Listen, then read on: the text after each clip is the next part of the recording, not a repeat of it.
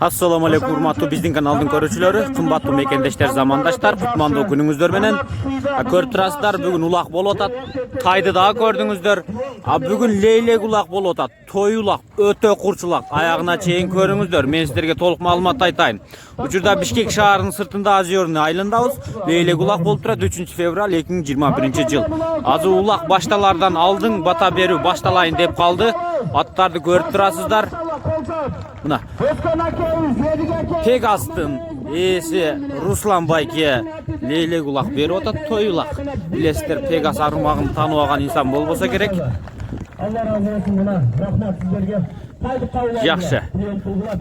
Көрүүчүлөрдү көрдүңүздөрбү? Жантуу көрүүчүлөр өтө көп. Али улак баштала элек. Башталганда көрөсүздөр. Лейлек улактын жакшы жагы көргөнгө кызыктуу, көрүүчүлөр өтө көп. Жакшы, аягына чейин көрүңүздөр. Кайт балбандар. Ох.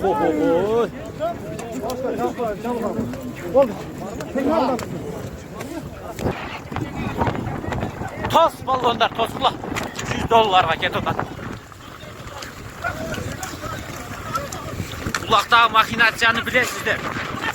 Башка жакты балбандар көтөрүп туруп, местный балбанга берсе тосот.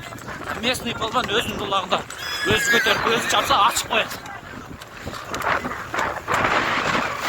Жашыргандын кажети жок, баары эле билет. Улактагы махинация.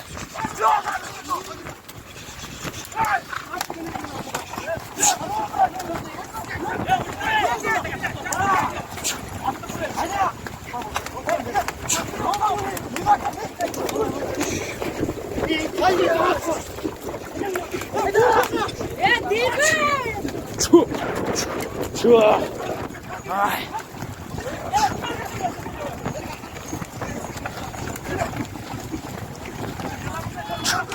Жақындатпай атат. Ой, түшүп қалды мына. Ой. Көтөр.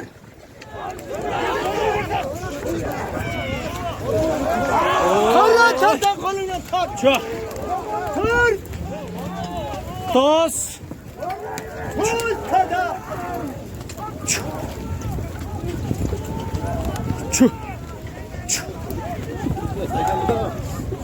Vay amanda.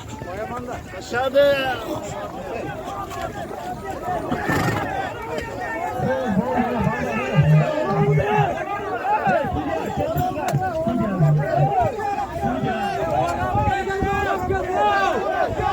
Erge orok geldi dep atat.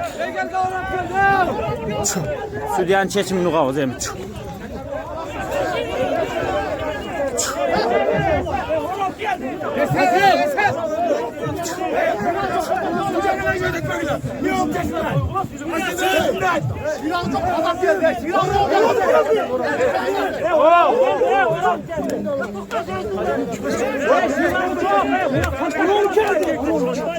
Oradan canım.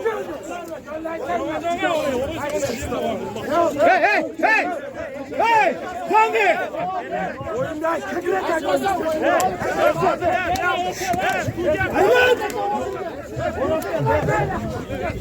Manastan katı talaştı. Gördüğünüzde be küçük balban düzcan koyup da. Şu.